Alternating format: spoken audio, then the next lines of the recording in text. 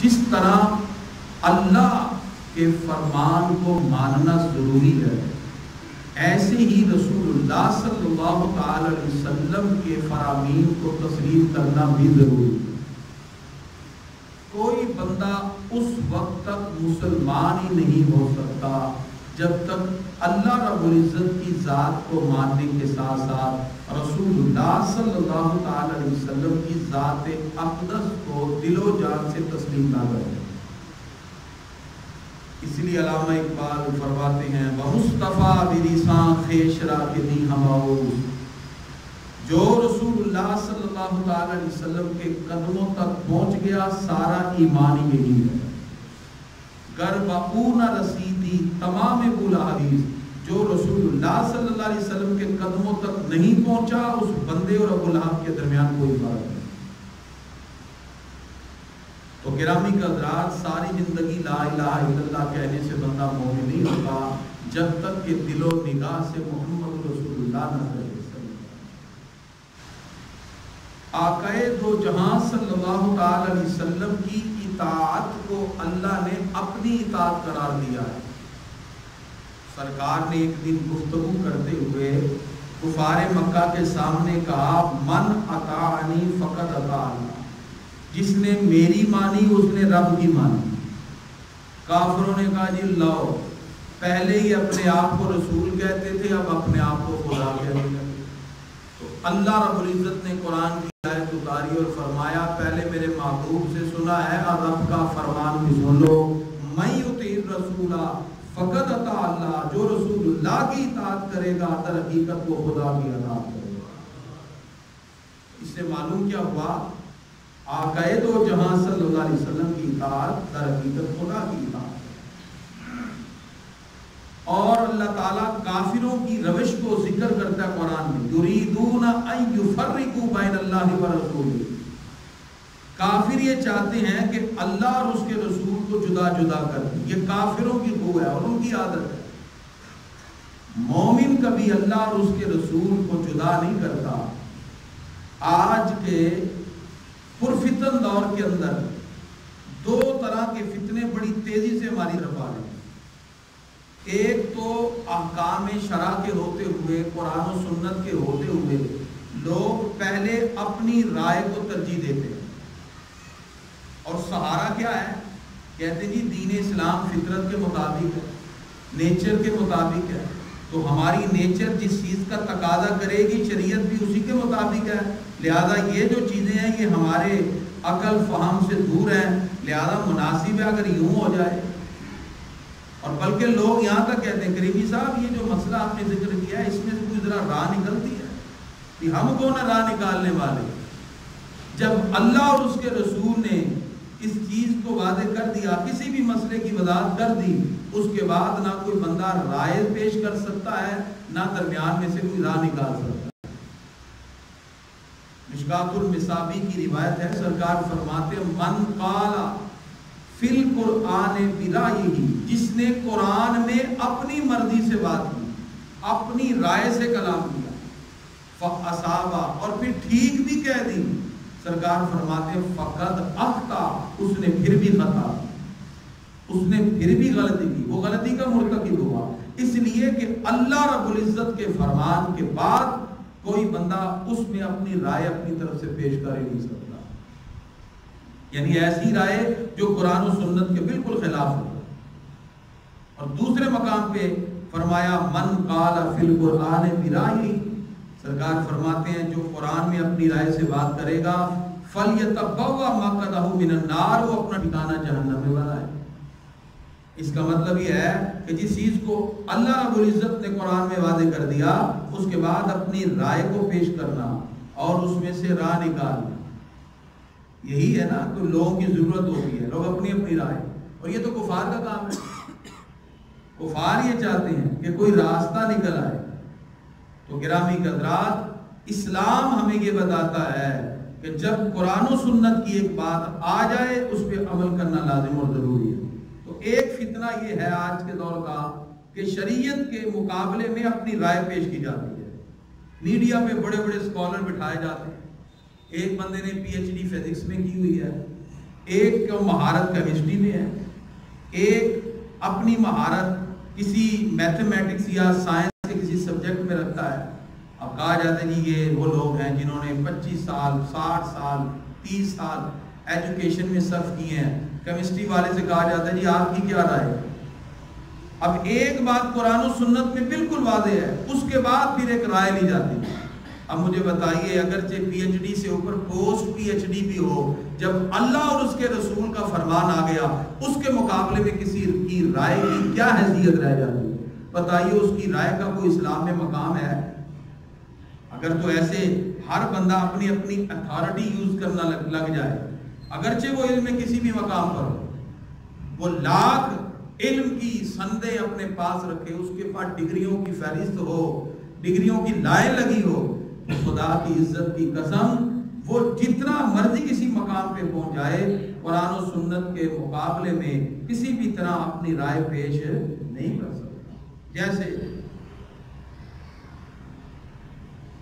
اب میں نام نہیں لینا چاہتا، اس کی وجہ یہ ہے کہ ہر بندے کا چونکہ ایک اپنا ایک سٹائل اور ایک مقام ہے. ایک شخص ہیں بڑے علم کے مقام پہ فائز ہیں، انہوں نے مجھے کال کی، کہا سر ایک بات ہے کریمی صاحب، مسئلہ یہ ہے کہ میں ایک بات پہ ریسرچ کر رہا ہوں. میں نے کہا جی وہ کیا ریسرچ ہے؟ حالانکہ ان کی ڈومین یہ نہیں ہے کہ وہ اسلامک سٹڈیز میں یا اسلامیات سے کوئی بہت زیادہ کوئی ڈگری ہیں یا انہوں نے پڑھا ہے. یہ بھی ایک مسئلہ ہے. آج آپ ہارٹ پیشنٹ کو ڈینٹل اسپیشلسٹ کے پاس لینے کے لیے تیار نہیں ہے. برین اسپیشلسٹ کے پاس وہی جائے گا جس کو کوئی برین کا مسئلہ ہے. کوئی سائیکیٹرسٹ کے پاس جب ہی جاتا ہے جب کوئی پرابلم سائیکیٹرسٹ کی ہے. ہم دنیا کے اندر تو ان چیزوں کو دیکھتے ہیں کہ آرتھوپیڈک کون ہے، اچھا ہارٹ کا ڈاکٹر اسپیشلسٹ کون ہے، اور ہارٹ کے پیشنٹ کو کبھی ہم برین اسپیشلسٹ کے پاس لے کے نہیں جاتے کیونکہ ہارٹ کی پرابلم ہے تو برین اسپیشلسٹ کے پاس جانے کی کیا مسئلہ ہے. لیکن دین ایک ایسا مسئلہ ہے وہ ہم تھڑے والے کی بات بھی سننے کے لیے تیار ہو جاتے ہیں. ایک ریڈی پہ بیٹھا ہوا بندہ بھی آج کل فتویٰ دے رہا ہے، اور چائے کی پیالی لے کر ہوٹل پہ بیٹھ کر وہ بھی سارے علماء کو ایک طرف رکھ کے کہتا ہے جی میری بات ایسے. یہ عجیب تماشا لگا. ایک عربی آیا پاکستان، یہاں سے جب ہو کے گیا تو لوگوں نے سوال کیا کہ پاکستانیوں کو کیسا پایا؟ اس نے کہا کل پاکستانی طبیب و مفتی. پاکستان کا ہر بندہ ڈاکٹر بھی ہے، ہر بندہ مفتی بھی ہے. جس سے مرضی پوچھ لو سر میں درد ہے کہتے ہیں یہ دوائی کا، یار یہاں درد ہے ہاں یہ دوائی کا، سارے ڈاکٹر ہیں. اور جس سے پوچھ لو یار یہ مسئلہ ہے جی میں بتاتا ہوں، ہر بندہ ہی مفتی ہے. یہاں ہمارے ایک عجیب کنڈیشن ہے. اس بات کو بھی ذہن میں رکھیں. اب ایک بندہ اس کی ڈومین ہی یہ نہیں ہے. بھئی آپ کیمسٹری پڑھاتے رہے ہیں تو کیمسٹری پہ بات کریں، آپ یہاں اسلام پہ تبادلہ کیوں کر رہے ہیں؟ اب اس بندے کی بات سنے جو بات کرنے لگا، اس نے مجھے کال کی، اسلام آباد میں ہے، تو انہوں نے کہا کہ ایسے میں ریسرچ کر رہا ہوں. میں کہ کیا ریسرچ ہے؟ یہ ریسرچ یہ ہے کہ جب ہم نکاح کا معاملہ کرتے ہیں تو نکاح کے پروسیس کے اندر ایجاب و قبول اور 2 گواہ شرط ہیں. میں نے کہا جی قرآن سے ہے، فَاسْتَشْهِدُوا شَهِيدَيْنِ مِن رِجَالِكُمْ، 2 گواہ مقرر کرو، اور ایجاب و قبول بھی ہے کیونکہ کانٹریکٹ ہے، اور کانٹریکٹ ہوتا ہی ایجاب و قبول سے ہے. ایک طرف سے ایجاب ہوتا ہے ایک طرف قبول ہوتا ہے. کہا یہ تو چلیں ٹھیک ہے ہم مانتے ہیں شرع کا حکم ہے، ایجاب و قبول اور گواہ کے ساتھ نکاح قیام ہوتا ہے. اس نے کہا کہ میں ریسرچ اس پہ کر رہا ہوں کہ جب یہ کانٹریکٹ جڑتا ہے تو اس میں جیسے گواہ شرط ہیں، جب یہ کانٹریکٹ ٹوٹے تو طلاق میں بھی 2 گواہ شرط ہو. تو میں نے کہا یہ آپ بات ہی قرآن و سنت کے خلاف کر رہے ہیں. ایک بندہ ہے اس کی بیوی سے جھگڑا ہوا، وہ طلاق دینے لگا، وہ کہے گا ٹھہرو پہلے باہر جائے گا، 2 بندے اکٹھے کرے گا، اندر آئے گا، کھڑے کر کے کہے گا طلاق. یہ تو نہیں ہو سکتا. وہ گواہ، اس نے کہا جی دل یہ کہتا ہے، عقل یہ کہتی ہے، فہم یہ کہتی ہے، ادراک اپنی سوچ سے کہ جب کانٹریکٹ جڑتا ہے تو 2 گواہ شرط ہیں، جب کانٹریکٹ ٹوٹے تو طلاق میں بھی 2 گواہ شرط ہیں. ہم نے کہا جی نہیں، قرآن کا حکم ہے طلقتم النساء، مطلقاً کا ہے، اور قاعدہ ہے المطلق یجری علی اطلاق ہی، مطلق اپنے اطلاق پہ جاری رہتا ہے. جس کو اللہ نے مقید نہیں کیا، جس کو اللہ نے مخصوص نہیں کیا، جس کو اللہ تعالیٰ نے کسی شرط کے ساتھ نہیں جوڑا، آپ اپنی رائے سے اس کو کسی شرط سے جوڑ سکتے نہیں. اب میں نے کہا اس پر تو ریسرچ آپ کر ہی نہیں سکتے. ہاں ویسے آپ علم کے طور پر پڑھیں لیکن اس میں ریسرچ تو وہ ہے نا کہ اب وہ فروٹیبل ہو. جب آپ اس کے اینڈ پہ پہنچیں تو آپ کہیں جی میں نے یہ ٹاپک یوز کیا, اس میں میں نے کمپیریٹیولی میتھڈ یوز کیا, اس میں کوانٹٹی ریسرچ کے جو پیراڈائم تھے اس کو یوز کیا, یا کوالیٹیٹیو پیراڈائم کے جو تمام پیراڈائم ہیں ان کو یوز کیا. جب یہ میتھڈ ہی سٹارٹ سے ایک چیز غلط ہے, جس چیز کو قرآن و سنت میں کسی بھی اعتبار سے کسی بھی حیثیت سے دیکھا ہی نہیں گیا, تو آپ ایک ایسے مفروضے کو بنا کر اور اس مفروضے کے اوپر تحقیق کیسے کر سکتے ہیں؟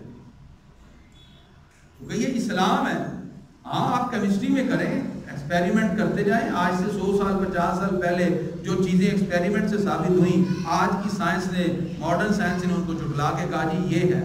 ان نے ایک نئی تحقیق آ گئی, پہلے والوں کی ختم, یا پہلے والوں سے بیسٹ آ گئی. وہ کیمسٹری میں کریں, فزکس میں تباہ آزمائی کریں, رب کے قرآن میں تباہ آزمائی نہ کریں. یہ اللہ کا فرمان ہے, اللہ کا حکم ہے. یہ آپ کی رائے سے یا کسی بندے کی رائے سے ختم نہیں ہوگا, اور نہ ہی اس کو چینج کیا جا سکتا.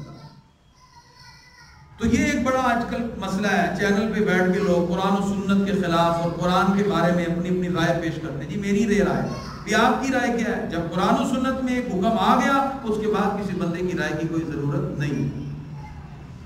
اور دوسرا فتنہ, یہ تو ایک فتنہ ہے کہ قرآن اور حدیث کے ہوتے ہوئے انسان شریعت کے مسئلے پر اپنی رائے پیش کرے. دوسرا فتنہ یہ ہے بعض احباب قرآن و سنت کے مذکور مسائل کو ذکر کرتے ہوئے کہتے ہیں یہ بات چلو حدیث میں ہی ہے نا, قرآن میں تو نہیں ہے. اس سے وہ قرآن کو اعلیٰ مرتبہ دے کر حدیث کا یا تو انکار کر دیتے ہیں یا حدیث کا تخفیف میں انکار کرتے ہوئے اس کو ہلکا جانتے ہیں کہ چاہو تو عمل کر لو تو چاہو چھوڑ دو. حالانکہ یہ اتھارٹی ہمارے پاس نہیں ہے. یہ آپ کو آپشنل نہیں دیا گیا کہ یہ حدیث میں ہے, دل کرے تو آپ ظہر کی 4 رکعتیں پڑھ لیں, دل کرے تو چلو 2 پڑھ لیں اپنی مرضی سے. ایسے نہیں ہے. قرآن میں حکم نماز کا ہے, رکعت تو نماز کی نہیں ہے. تو آپ کو یہاں آپشنل نہیں دیا گیا کہ دل کرے تو آپ یہ پڑھ لیں, دل کرے تو یہ کر لیں. ایسے نہیں ہے, یہ کمپلسری ہے, یہ لازمی ہے. آپ نے نماز کی رکعت جو قرآن جو حدیث میں آ گیا وہ قرآن کی ہی تفسیر ہے, اس پہ عمل کرنا بھی ضروری ہے. چونکہ اللہ فرماتا ہے وَيُعَلِّمُهُمُ الْكِتَابَ وَالْحِكْمَةَ, یہ محبوب وہ ہے جو تمہیں کتاب بھی سکھاتے ہیں اور حکمت بھی سکھاتے ہیں. کتاب کے ساتھ کس کا ذکر ہے جی؟ حکمت کا. حکمت کیا ہے؟ وہ تنائی کی باتیں یہ ہے, کبھی سوچا آپ نے؟ قرآن اللہ رب العزت کا نازل کردہ کلام ہے, تو قرآن کے ساتھ اللہ فرماتا ہے یہ محبوب حکمت بھی سکھاتے ہیں. تو حکمت سے مراد فرمان مصطفیٰ ہیں, اعمال مصطفیٰ ہیں, سرکار کی احادیث ہیں. اس سے مراد حکمت سے مراد جو اللہ رب العزت نے اپنے محبوب پر اس قرآن کی آیت کے معنی کو نازل کیا, منکشف کر دیا, وہ حکمت اور تنائی کی باتیں ہیں. لہذا اب یہاں 3 طرح کے درجے پائے جاتے ہیں, تینوں ہی کلمہ پڑھنے والے ہیں. ایک تو وہ ہے جو قرآن اور حدیث میں یہ نظریہ رکھتے ہیں کہ ہم صرف قرآن کو مانیں گے, حدیث کو نہیں مانیں گے. فتنہ انکار حدیث, وہ اپنے آپ کو کہتے ہیں اہل قرآن. یہ ایک فتنہ چل رہا ہے اور کلمہ کو ہے وہ. دوسرے وہ لوگ ہیں جو کہتے ہیں ہم صرف ان حدیثوں کو مانیں گے جو قرآن کے موافق ہے, باقی کا نہیں, ہم باقی کا انکار ہے. یہ دوسرا درجہ ہے. اور تیسرا درجہ وہ ہے جو کہتے ہیں کہ ٹھیک ہے حدیثیں ہیں لیکن حدیث ہی ہے نا, قرآن تو نہیں ہے نا. حدیث کو خفیف جانتے ہیں, تخفیف حدیث کا. تو انکار حدیث اور تخفیف حدیث کے فتن اس وقت معاشرے میں عام ہیں. اور بعض احباب حدیث کا کلی طور پر تو وہ انکار کرتے ہیں جو صرف کہتے ہیں ہم نے قرآن کو ماننا ہے, اہل قرآن اپنے آپ کو کھلا رہے ہیں. اور دوسرے وہ لوگ جو صرف کہتے ہیں ان حدیثوں کو مانیں گے کہ جو قرآن کے مطابق ہے, گویا کہ وہ اپنی نفس کی اور خواہشات کی پیروی کرتے ہیں, قرآن و حدیث کی نہیں. اور تیسرے تخفیف حدیث والے جو حدیث کے بارے میں خفیف ہونے کا ایک عام سے گفتگو سے نعوذ باللہ تعبیر کر دیتے ہیں, جنہوں نے نعوذ باللہ یہاں تک بھی کہہ دیا کہ نبی کی مثال ایسی ہے جیسے ایک ڈاکیا ہوتا ہے. نعوذ باللہ, وہ بھی ڈاک دے کے جاتا ہے, یہ بھی اللہ کا پیغام دے کے چلے. اب یہ ایک ایسا سلسلہ ہے جس میں آقائے دو جہاں صلی اللہ علیہ وسلم کی عزت کو بھی کم کیا جاتا ہے، اور مسلمان کے لانے والے کلمہ گو افراد جو ہیں وہ رسول اللہ صلی اللہ علیہ وسلم کا پس پردہ حدیث کا انکار کرتے ہوئے دکھائی دیتے ہیں۔ یہ بہت بڑا فتنہ ہے، اور آج ہمارے گلی محلوں میں پھرتا ہے ایسے لوگ، اور بالخصوص جو ینگ جنریشن ہے، وہ تو چونکہ آج کا سوشل میڈیا کا دور ہے، 1 منٹ سے پہلے اس بات کو ایکسپٹ کرتے ہیں کہ یار بات تو ٹھیک ہے، کچھ ایسی روایات یا کچھ ایسی باتیں اس کو معنی کے لحاظ سے مروڑ تروڑ کے پیش کر دیتے ہیں، عوام کہتی یار واقعی وہ عربی دان تو نہیں ہے کہ سرکار دو عالم علیہ السلام کی حدیث کو اس مقام تک سمجھ سکے۔ پھر اس پر نئے نئے سوالات اٹھائے جاتے ہیں، جی حدیث کیسے محفوظ رہ گئی، جی 1400 سال گزر گئے، جی لفظ کیسے بدل۔ یاد رکھیے اللہ رب العزت ارشاد فرماتا ہے وما ينطق عن الهوى ان هو الا وحی یوحی، یہ محبوب اپنی مرضی سے کلام نہیں کرتے، یہ تو وہ بات کرتے ہیں جو اللہ وحی کی صورت میں ان کو عطا فرماتا ہے۔ نعرہ تکبیر، نعرہ رسالت، نعرہ رسالت، علماء اہل سنت۔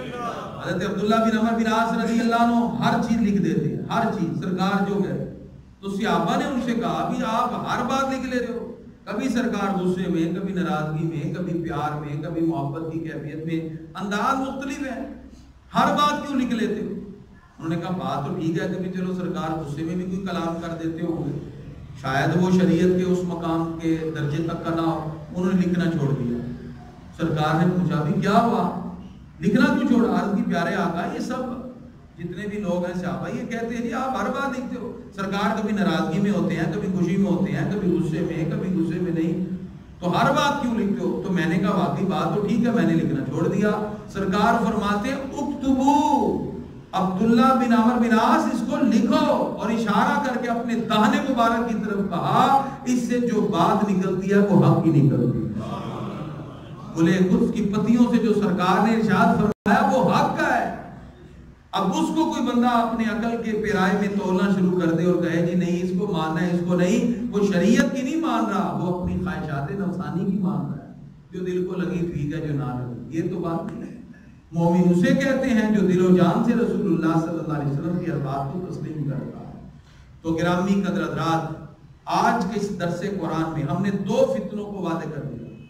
ایک فتنہ یہ ہے آج کے اس دور میں کہ قرآن اور حدیث اور شریعت کی باتوں پر اپنی رائے کو ترجیح دی جاتی ہے، لہذا کوئی بھی بندہ میڈیا پہ جتنا مرضی وہ بڑا اسکالر ہو، 10 پی ایچ ڈیاں اور پوسٹ پی ایچ ڈی کر کے بیٹھا ہو، وہ قرآن و سنت کے خلاف بھونکے گا تو ہمیں اس کی بات کی کسی قسم کی نہ ہم نے اس کی تسلیم کرنی ہے اور نہ ہمارے نزدیک اس کی حیثیت ہے۔ اگر اس کے نزدیک اللہ اس کے رسول کی بات کی کوئی حیثیت نہیں تو ہمارے نزدیک اس کی بات کی کوئی حیثیت نہیں، کیونکہ جس چیز کو اللہ اس کے رسول نے واضح کر دیا اس کے بعد آپ اپنی طرف سے کیوں؟ ہاں وہ نت نئے مسائل جو ہمیں قرآن و سنت میں نہ ملے ان کا حل پیش کرنے کے لیے امت کے پاس اجتہاد ہے، وہ تو ہم بھی کہتے ہیں وہ اجماع امت سے حل ہوتا ہے، وہ بندے فرد واحد کی رائے سے حل نہیں ہوگا، یہ بات بھی ذہن میں رکھیں۔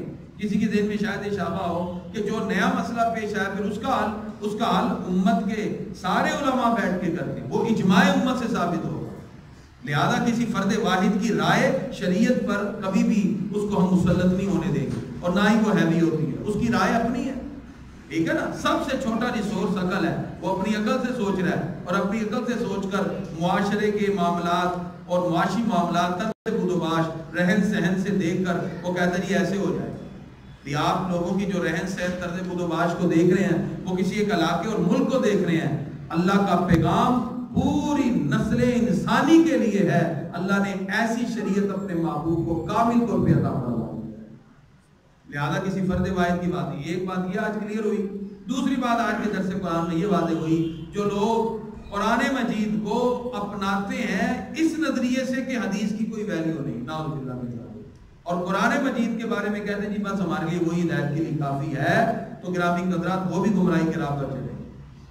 قرآن کی سمجھ کی عملی صورت پیغام مصطفیٰ ہے صلی اللہ علیہ وسلم، سرکار کی ذات ہے، آپ کے فرمان ہے، آپ کا عمل ہے، اس لیے شریعت مطہرہ کے ضابطوں میں ہمیں قرآن و حدیث کو سمجھنے کے لیے ان تمام کے تمام ریسورس کو اپنانا ہوگا جو شریعت مطہرہ کے اندر اسلام کے دائرے میں رہتے ہوئے اللہ اس کے رسول کی طرف سے ہمیں ملے اور جن کو فقہاء نے قرآن و سنت سے ہی اخذ کر کے ہمارے سامنے رکھا ہے۔ گرامی حضرات، ہفتہ وار اس درس قرآن و حدیث میں آپ کے پوچھے گئے سوالات کے جوابات بھی دیے جاتے ہیں۔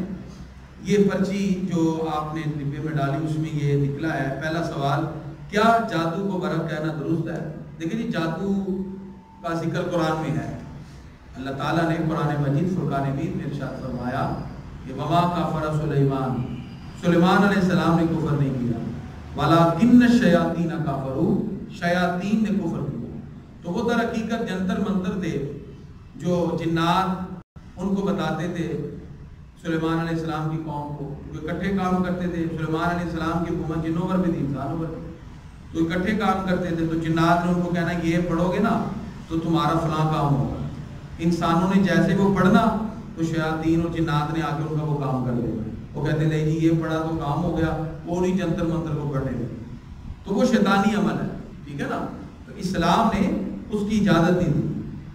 بعض مفسرین نے لکھا کہ عاصم بن لبید کی بیٹیوں نے نبی کریم صلی اللہ علیہ وسلم پہ جادو کی کوشش کی، لیکن وہ تو اللہ کے نبی تھے، لیکن ظاہری عذاب پر ان کے اثرات نمایاں ہوئے تو سرکار دو عالم علیہ السلام نے حضرت علی کو بھیجا، تو پھر سورہ فلق اور سورہ ناس نازل ہوئی۔ بعض مفسرین نے اس پر سورہ فلق اور سورہ ناس کے نزول میں یہ واقعہ لکھا ہے۔ بہرحال جادو جو ہے یہ لوگ جو اب آپ کرتے ہیں، ظاہری بات ہے اس کا اثر تو ہوتا ہے، ایفیکٹ تو ہے، لیکن رحمانی طاقت کے مقابلے میں شیطانی طاقت کی کوئی حیثیت نہیں۔ لہذا اگر کسی کو ایسا معاملہ ہو تو وہ اللہ کے کلام کی طرف رجوع کرے تو اللہ رب العزت یقیناً اس کو بہتر سے بہتر معاملات کا ہوگا۔ جیسے نظر بد ہے، حدیث میں آتا ہے سرکار فرماتے ہیں کہ تقدیر کوئی بدلنے والی کوئی چیز ہے تو وہ نظر بد، اونٹ کو بھی ہانڈی میں لے آئے گی نظر، اتنی نظر بری ہوگی۔ تو نظر بد کا بھی ذکر ہمیں حدیث سے ملتا ہے۔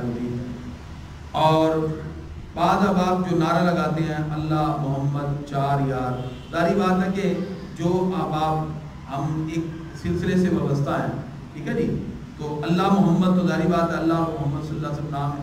چار یار نبی کریم صلی اللہ علیہ وسلم کے چار خلفائے راشدین ہیں، سیدنا حضرت ابوبکر صدیق رضی اللہ عنہ پہلے خلیفہ، دوسرے حضرت عمر فاروق رضی اللہ عنہ، تیسرے حضرت عثمان غنی رضی اللہ عنہ، چوتھے مولا علی حضرت علی مرتضیٰ شیر خدا رضی اللہ عنہ۔ چاروں خلفاء ہیں اور ہمارا ان پہ یقین اور ایمان ہے، ٹھیک ہے۔ اسی ترتیب سے چاروں خلفاء تو حاجی خواجہ قطب فرید کا نام لیا جاتا ہے، تو در حقیقت یہ مختلف چونکہ بزرگان دین سے وابستگی کا اظہار ہے۔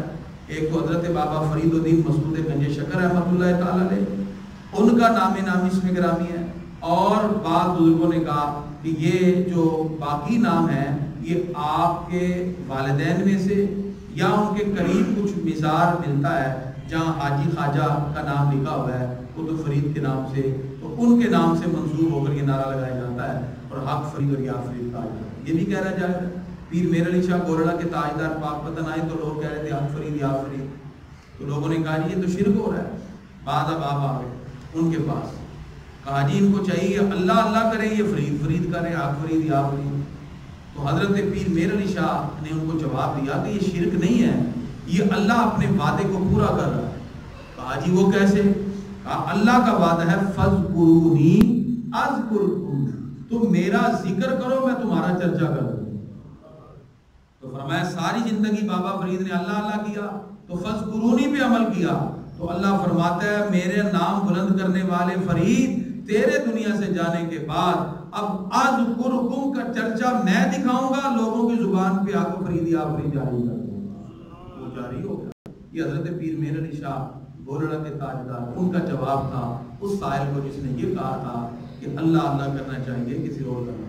حاضرین میں سے اگر کسی کے ذہن میں کوئی سوال ہے آپ بھی سوال کر سکتے ہیں، آپ کے پوچھے گئے سوال کا جواب بھی ہم آپ کی خدمت میں ابھی پیش کرتے ہیں۔ اگر کوئی سوال ہے تو پوچھ لیجیے۔ جی فرمائیے۔ جی بھائی